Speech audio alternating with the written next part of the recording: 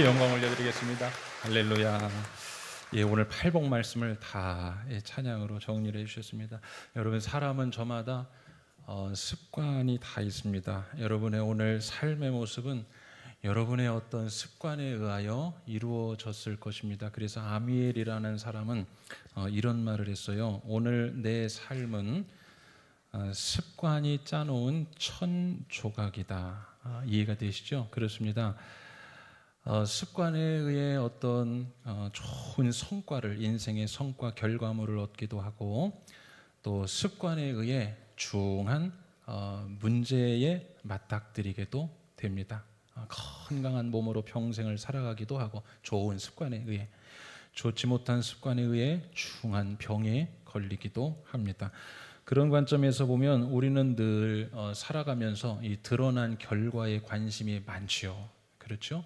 드러난 결과, 어떤 좋은 것, 좋은 결과, 은혜, 복, 결실, 열매. 그런데 사실은 그 결과를 만들어내는 습관이 더 중요한 법입니다. 예를 들어 볼게요.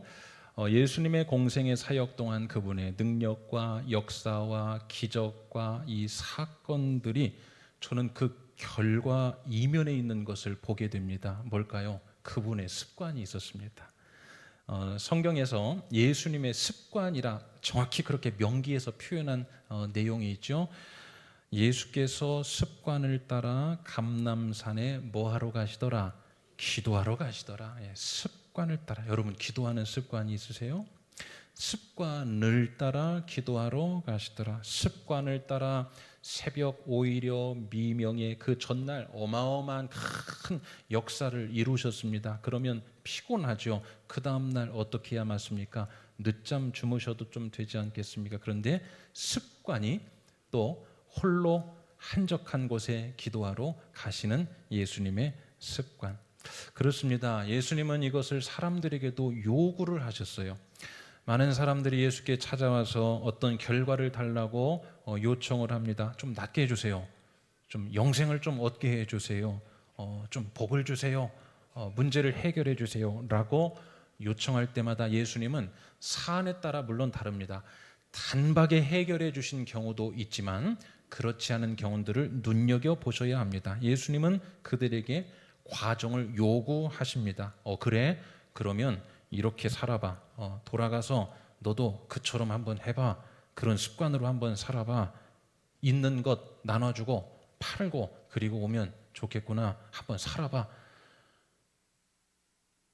우리도 귀신을 쫓는 이러한 역사를 예수님처럼 행하길 원하면 우리에게는 왜 그런 일이 안 나타납니까? 그 결과에 대해 이야기할 때 예수님은 이렇게 말씀하시죠. 기도 외에는 그러한 이유가 나갈 수가 없다.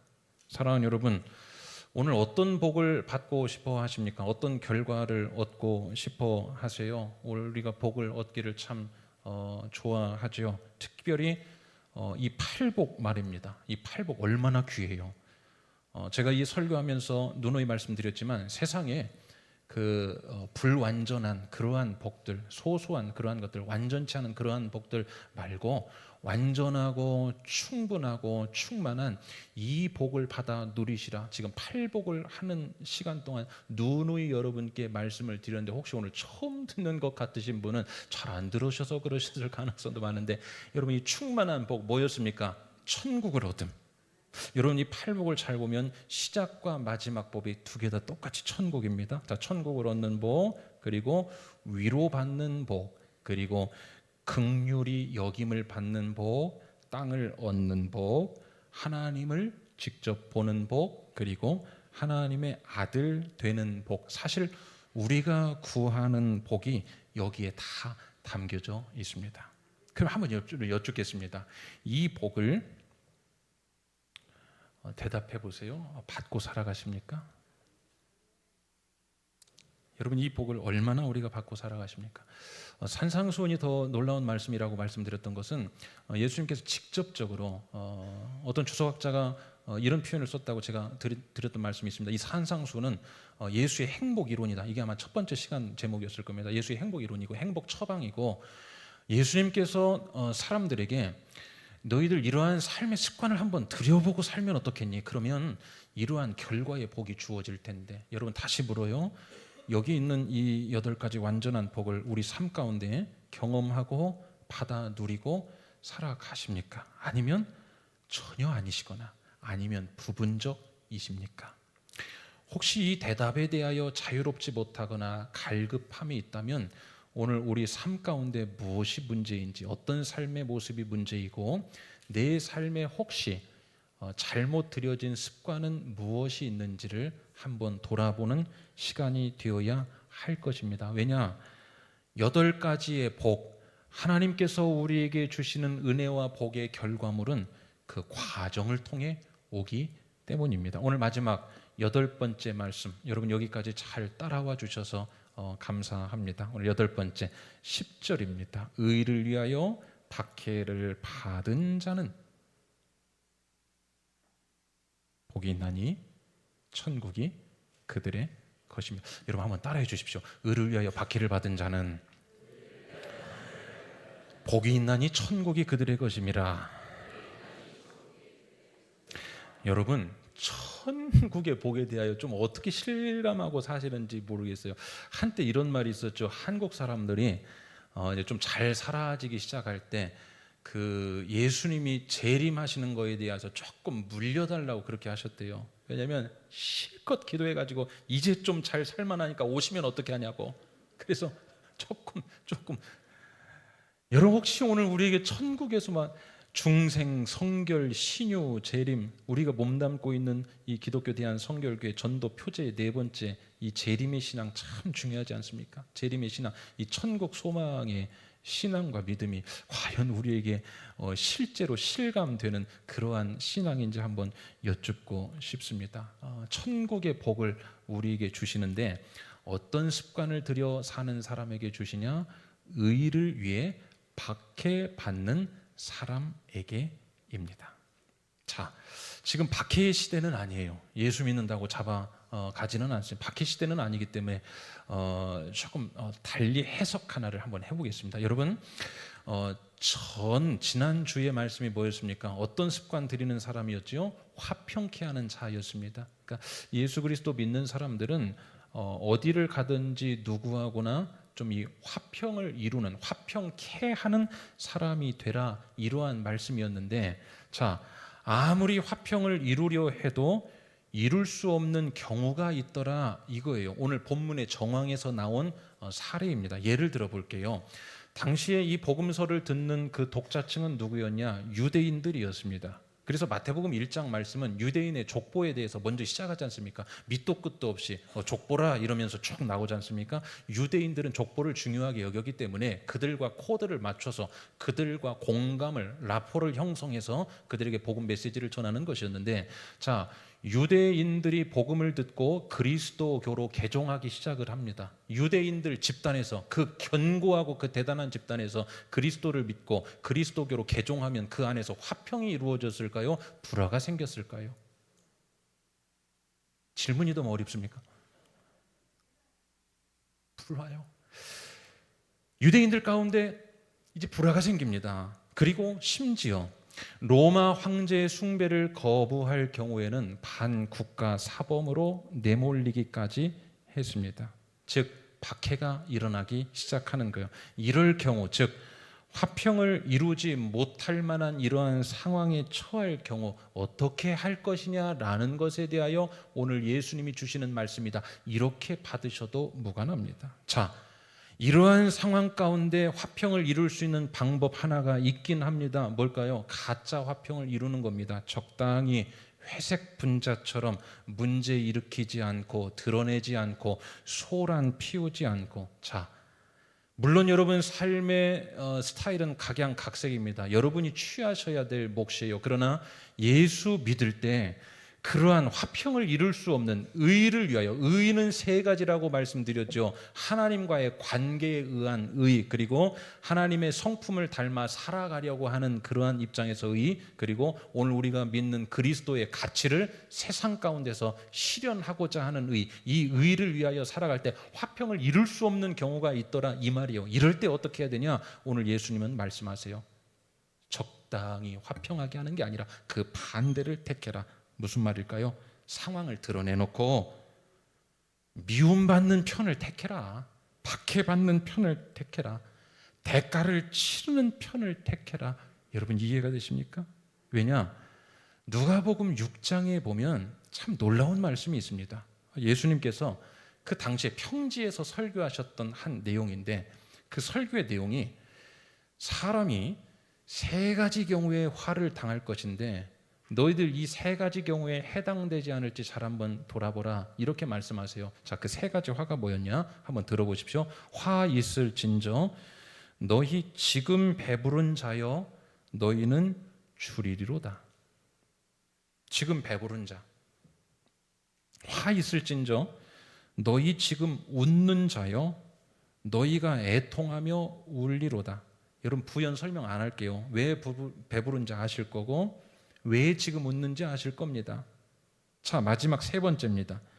화 있을진저 모든 사람이 너희를 칭찬하면 그 사람에게 화가 있도다. 화를 당하는 세 가지 것 중에 모든 사람에게 칭찬받으면 이 사람이 화가 있다는 거예요. 저는 여러분 이렇게 한번 생각해 봤습니다.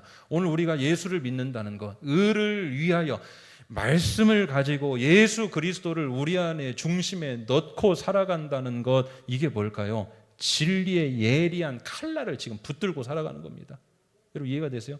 우리 초대 우리나라의 초기 이 선교 시대에 초기 우리나라에 복음이 들어올 때 어떻게 했습니까?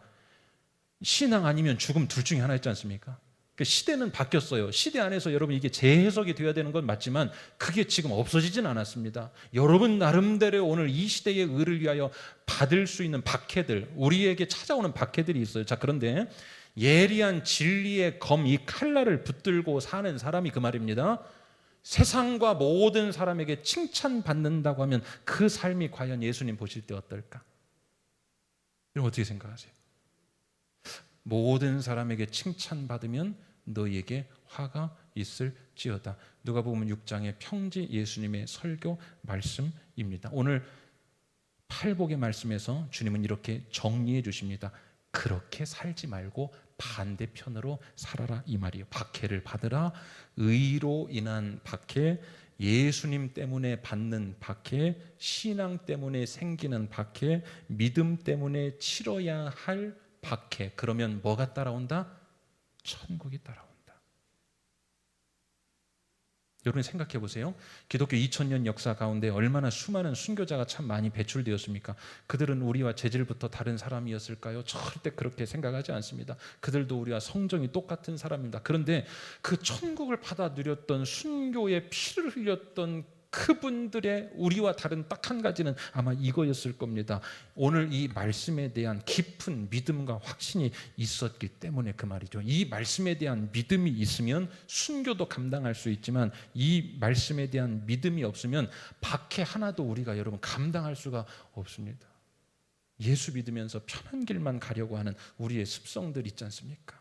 사랑하는 여러분, 모두에게 칭찬만 들으려고 하는 신앙생활 벗어나시고 오늘 본문 말씀에 대한 이 믿음을 우리 안에 깊이 다시 한번 새기셔서, 뻔한 말씀입니다. 다 아는 말씀일 거예요. 그러나 이 말씀을 오늘 다시 한번 여러분 가운데 재해석하시고 여러분 마음 깊은 곳에 받으셔서 여러분의 오늘부터 신앙의 모습과 자세와 태도가 삶의 일절이라도 변화가 되어지는 은혜가 있게 되시기를 주님의 이름으로 간절히 축원합니다.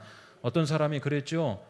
천국 이야기할 때 주님께서 그에게 기적의 사건들, 복음이 그 가정에 일어난 사건들, 그에게 역사가 일어난 순간에 이렇게 말씀하셨죠. 오늘부터 너에게 천국이 임했다. 사랑하는 여러분, 그날 그 시에 천국일 수도 있지만 그 천국을, 하나님 나라를 오늘 경험할 수도 있으니 오늘 우리의 마음 자세가 어떠한지 냉정하게 냉철하게 한번 진단해 보시고 의를 위하여 받을 수 있는 박해가 있다면 모두에게 칭찬받는 마지막 때에 오늘 찬양대 찬양했던 것처럼 기뻐하고 즐거워하라. 너희 상급이 큼이라. 이 방향이 아니라 모두에게 칭찬받고 그리고 그리스도 예수를 우리 마음 가운데 진리의 날이 시퍼렇게 선 칼날을 쥐고 사는데도 그저 이게 그리스도인인지 아닌지 모르는 그러한 신앙생활 하지 마시고 의를 위하여 박해를 기꺼이 감당할 수 있는, 내가 안 됩니다. 성령이 여러분을 도와주셔서 감당할 수 있는 그러한 신앙생활, 그리고 그러한 신앙생활을 감당할 때 오늘 약속의 말씀으로 주신 천국이 임하는, 그날의 천국도 맞지만 오늘 매일같이 우리 안에 하나님의 통치가 임하시는 그러한 자유함 가운데 살아가시는 복된 여러분 꼭 되시기를 주님의 이름으로 간절히 축원합니다. 한번 여쭙겠습니다. 여러분 천국이 있음을 믿습니까? 이쪽 쳐다보면 또 이쪽이 소리가 약해. 여러분 천국을 소망하십니까? 예. 우리 4층 천국을 사모하십니까? 예. 그러면 그에 걸맞는 내 삶의 습관이 맞는가? 그에 걸맞는 내 삶의 태도와 자세와 모습인가? 오늘 우리가 천국을 소망하는 자, 여러분 종국적으로 우리가 믿는 것은 마지막 뭡니까? 그 나라 얻으려고 아니겠습니까? 그런데 우리가 그 천국을 소망하고 사모하고 믿고 살아가면서 오늘 그 천국을 얻게 하는 신앙의 자세와 그 습관에 대해서 우리는 어떠한 스탠스를 취하고 살아가고 있는가? 의를 위해서는 좀 거친 길도, 희생도, 박해도, 핍박도, 아니 핍박 박해까지도 아닙니다. 예수님이 제자들이 예수님을 찾아와서 제자 되는 것에 대하여 물을 때 예수님이 제자도에 대해 이런 말씀을 하신 적이 있습니다. 너희가 비용 계산하지 않고 오면 나 따라가지 못. 망대를 세우는데 미리 들어갈 비용 계산하지 않고는 너희들 다 떠날 것이다. 이런 말씀 주신 적이 있죠. 사랑하는 여러분, 의를 위해서 좀 거칠더라도 각오하고 신앙생활 하셔서 그 구비마다 천국을 맛보는 인생 되시기를 주님의 이름으로 간절히 축원합니다. 그렇습니다. 여러분, 의를 위하여 박해를 받는다는 것은 우리가 주를 믿고 따라 살아갈 때 마땅히 치러야 할 대가를 말합니다. 지불해야 될 비용을 말합니다. 감당해야 할 헌신과 희생을 말합니다. 멀리 어렵게 말씀드리지 않겠습니다. 오늘 신앙생활할 때 포기해야 될 게 있으시죠? 그 포기하고 계십니까? 오늘 직분을 맡았기 때문에 감수해야 될 게 있으시죠?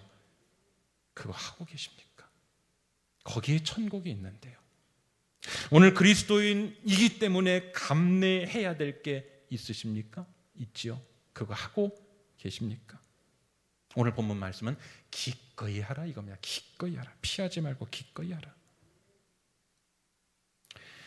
오늘 우리 이 시대의 그리스도인의 트렌드 중 하나가 우리는 그러한 박해들 오히려 제거하고 믿으려고 합니다. 될 수만 있으면 편히 믿으려고 합니다. 여러분, 오늘 여러분을 특정해서 말씀드린 게 전혀 아닙니다. 지난주 한 2주 정도에 우리 기독교계에는 큰 일이 있었지 않습니까? 기독교 언론에서 뭐 다 들으셨을 겁니다만 이제는 건드리지 못할 이 성역까지도 건드리기 시작했다. 분개하고 언론이 성명을 내고, 여러분 그 목소리도 우리가 내야 합니다. 그러나 저는 홀로 조용히 그 반대편을 한번 생각해 봤습니다. 왜 우리가 이렇게 됐을까? 왜 우리가 이렇게 됐을까? 자성하는 목소리를 누군가는 한번 내봐야 될 것 같은, 홀로 방에서 혼자 한번 생각해 봤습니다. 여러분, 이 시대의 신앙의 트렌드가 어떻습니까? 점점 편하게, 될 수만 있으면 편하게, 익명의 신자가 계속해서 배출이 됩니다. 큰 교회 가서 그야말로 007 신자처럼 조용히 아무도 모르게 간섭받지 않고 불편한 부담은 받지 않고 부요만 누리려고 하는 것, 여러분 신앙 성장 되지 않습니다.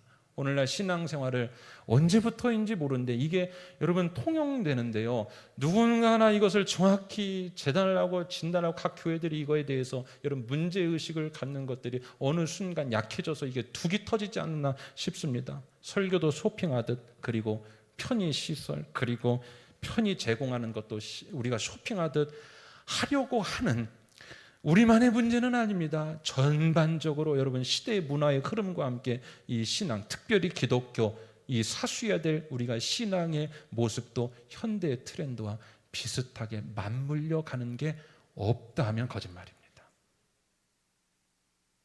주객이 전도될까 봐 높아심에 드리는 말씀이에요. 여러분 필요합니다. 좋은데 좋은 것 편하게 위로받고 축복받고. 그러나 여러분, 역사 가운데 주객이 전도될 때는 언제나 그 자리에 변질의 독초도 함께 자라났습니다. 오늘 우리가 의를 위해 박해받기는커녕 조그마한 불편도 싫어하죠. 사랑하는 여러분, 세상에서 지친 우리가 교회에 나와 일주일에 한 번 나와 위로받아야 하는 건 맞습니다. 그러나 위로나 받으려고 우리가 교회 생활하는 건 아닙니다. 어떻게 생각하십니까? 위로와 안위와 안식과 여러분들이 필요로 하는 그 모든 것들은 천국을 소유한, 천국 신앙으로 살아가는 천국을 소유한 자에게 값없이 덤으로 주시는 은혜들입니다. 사랑하는 여러분, 오늘 천국 이야기하면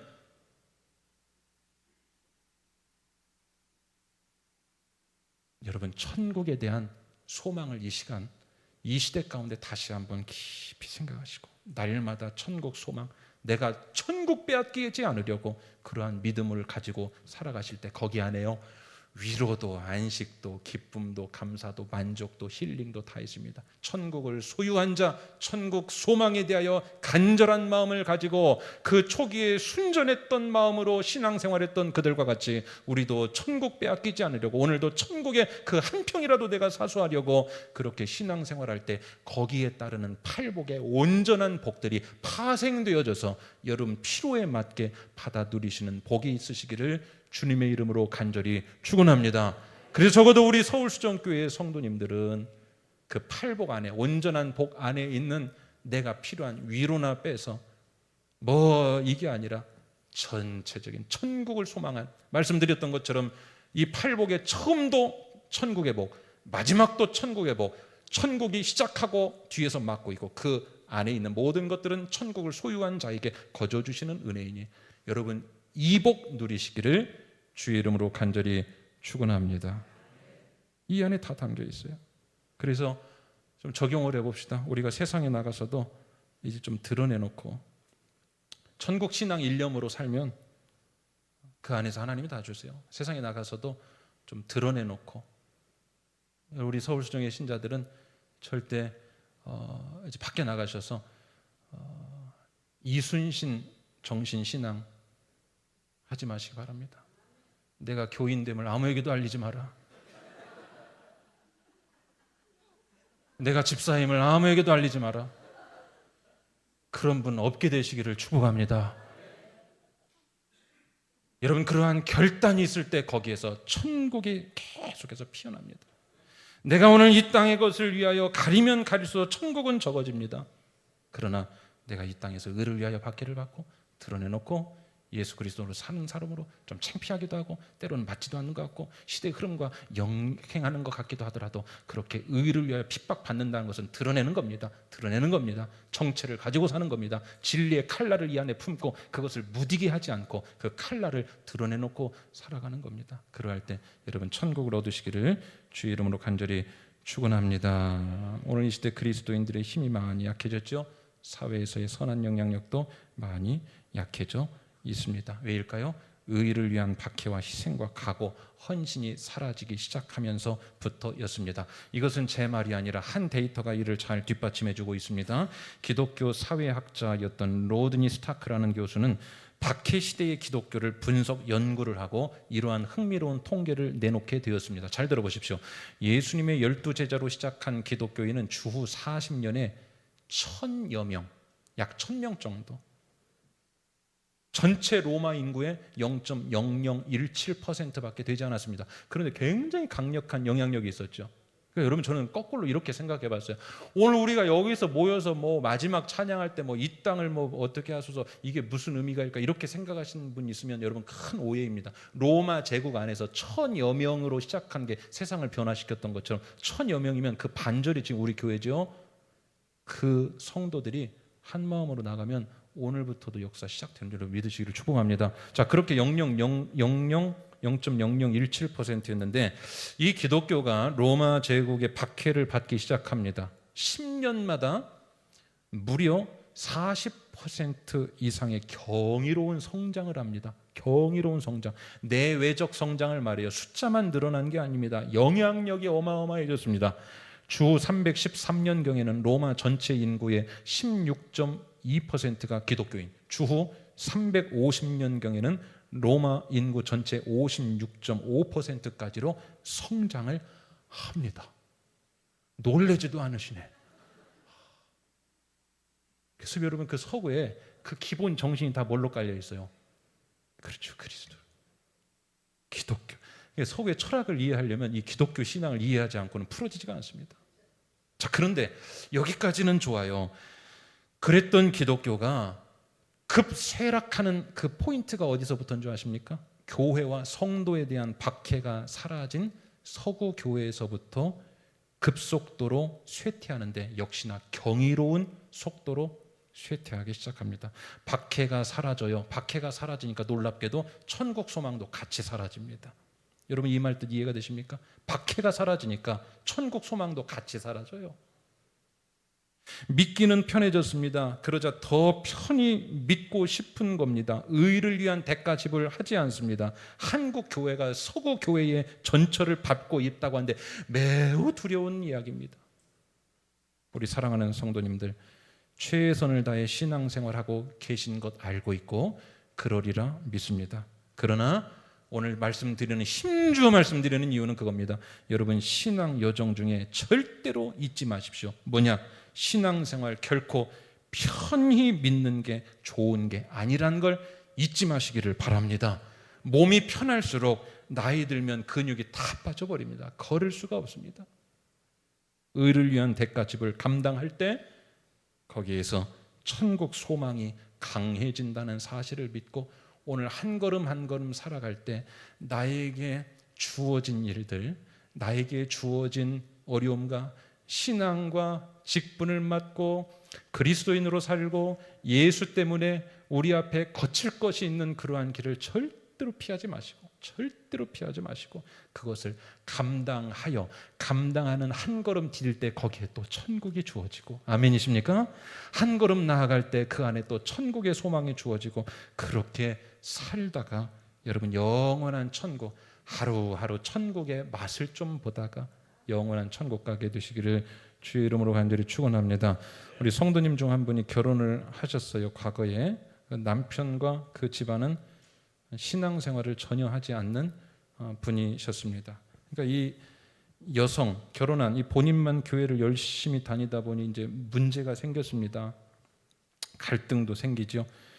갓 결혼한 이 새댁이 신앙심이 너무 좋은 것, 여러분 시댁 식구가 곱게 봅니까? 곱게 봅니까?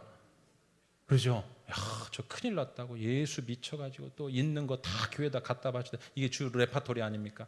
큰일 났어요. 그래서 이 시댁 어르신들이, 저 멀리 사는 시댁 어르신들이 두 분이 올라오시면서 누구까지 대동하고 이 아들 며느리 집에 왔냐? 우리 여성분들은 듣기만 해도 경기 일으킨다는 시자가 들어간 수뇌부들이 그 집에 다 모여 앉았습니다. 불러다 앉혔습니다. 며느리 기강을 바로 잡는 자리였습니다. 오늘 다짐받고 내가 돌아가리라. 이 어르신들의 그러한 결단, 내가 꺾어놓고 가리라. 그런데 여러분, 그 어려운 자리에서 이 며느리에게 소명의 기회를 줬더니 이 며느리가 이런 취지의 발언을 합니다. 그대로 말씀드릴게요.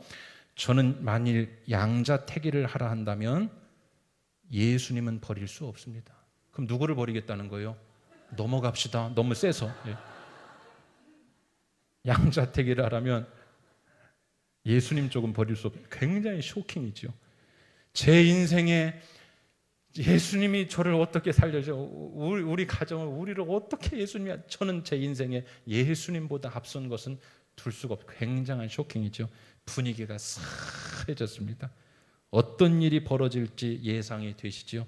시댁 그 어르신이 그대로 내려가셨답니다. 그 가정 그날 이후로 풍비박산 나야 하는데 그러질 않아요.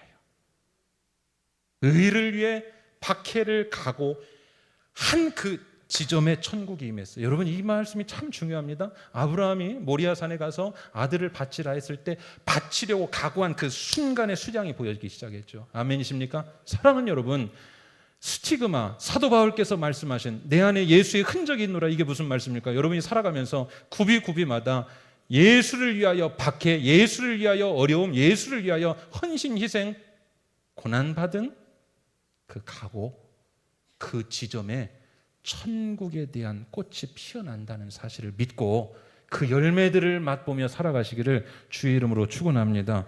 의를 위해 이 며느리가 박해를 각오한 순간 천국이 임하는데 어떻게 임하냐? 여러분, 우리 교회 모범적인 좋은 신앙가정 잘 세워 살아가는 가정입니다. 부부관계요, 혹시나 여러분 이 말 듣다가 예수님 때문에 남편에게 소홀했겠네, 가진 것 다 교회에 바쳐서 거지됐겠네 라고 생각하신다면 염려를 붙들어 매시기 바랍니다. 예수를 붙잡았더니, 의를 위한 결단을 했더니 하나님이 남편도 가정 구원도 화목도 땅을 얻는 그런 은혜도 함께 주셨음을 믿으시기를 바랍니다. 오늘 말씀 맺습니다. 바닷가에서 두 사람이 노는데요, 한 사람은 여벌의 옷을 가지고 왔습니다. 그 말은 이 사람은 지금 바닷가에서 옷 버릴 심산으로 놀고 있어요. 어떤 모습으로 놀까요? 따라합시다. 미친 듯이. 미친 듯이 막 너무 재밌는 거. 왜요? 이 옷 버려도 갈아입고 가면 되니까. 물에 젖든지 자갈 들어가든지 상관없습니다. 어차피 버릴 심산으로 옷도 있는데. 그런데 다른 한 사람은 챙겨온 여벌 옷이 없습니다. 지금 입은 게 다예요. 그럼 어떻게 놀까요? 또 여기서 미친 듯이 이러면 안 되죠. 어정쩡하게, 그렇죠? 어정쩡하게. 노는 것도 아니고 안 노는 것도 아니고, 파도가 좋아서 파도 한번 맞고 싶은 마음도 있다가 피해야 할 것 같기도 하다가, 혹 옷 젖을라 치면 이거 하나밖에 없다고 난리를 칩니다. 이거 하나밖에 없는데 왜 물 튀냐고. 놀기도 해야 되고 옷 보관도 해야 되고, 여러분 얼마나 피곤하겠습니까? 자, 천국 소망을 가지고 사는 사람은 더 좋은 여벌 옷을 준비해 둔 사람입니다. 그러니 이 땅에서 잠시 입는 이 옷 좀 버리든지 물 묻든지 찢어지든지 상관이 없어요. 박해를 받든지 상처를 좀 받든지 미움을 받든지 헌신도 하고 대가 지불도 하고 포기하기도 하고 미친 듯이 주와 함께 은혜의 바다에서 노는 줄로 믿습니다. 여러분 그 편이 되어 살아가시기를 주의 이름으로 간절히 축원합니다. 그런데 천국에 대해 불확실하고 천국에 대한 소망도 매일같이 묵상하지 않고 이 땅만 가득히 관심하며 살면 그 사람은 뭡니까? 오늘 이 땅에서 가진 게 전부예요. 그래서 누가 좀 나한테 싫은 소리 하면 이 옷 한 벌 버린다고 막 난리를 칩니다. 버리면 안 돼요. 상처나면 안 됩니다. 자존심 상하면 안 됩니다. 왜일까요? 이게 전부기 때문에. 사랑하는 여러분, 우리 육신의 장막에 옷이 무너질 때 주님은 반드시 대기 기간을 갖지 않으시고 바로 갈아입힌다고 하셨습니다. 아멘이십니까? 충분히 이 옷 더럽히고 주님께서 주셨을 때 이 옷 가지고 의를 위해 박해도 받고 여러분들이 감당할 수 있는 선에서 여러분의 그릇대로. 그러나 여러분 그것이 하늘의 상급이 될 수가 있습니다. 바닷가에서 노는 사람이 놀고 왔는데 나는 내 옷 다 아꼈습니다. 물 한 방울도 안 튀겼습니다. 이게 자랑입니까? 아니에요. 신나게 버리면서 어차피 옷 있으니까 신나게 놀았습니다. 파도 타기도 했습니다. 사랑하는 여러분, 우리는 은혜의 바닷가에서 평생 잘 놀다 오라고 했습니다. 거기에서 누리고 기쁘고 즐겁고 안식도 누리고 천국을 소유하고 새 옷 여벌 한 벌씩 입고 거기서 전도도 하고 그 즐거움을 모르고 어정쩡한 사람에게 야 같이 한번 놀아보자, 같이 한번 놀아보자, 얼마나 좋은데 옷 한 벌밖에 없어, 야 또 있어, 우리 주님이 다 예비해 놓으셨어. 사랑하니 흠뻑 젖으시고 어차피 입다 버릴 것 좀 찢어지고 헤어지고 하면 어떻습니까? 헌신하고 희생하고 박해받고 그러면서 은혜의 바다에서 즐거움을 만끽한 후에 우리를 위해 준비해 주신 그 여보로 갈아입고 천국으로 다 들어가서 우리 천국에 가시면 서울수종 동창회에 꼭 참석하시기를 주님의 이름으로 축원합니다. 기도하겠습니다. 사랑의 하나님 감사합니다. 오늘 우리에게 은혜 주셨으니 이 말씀 잘 붙들고 살아가게 하여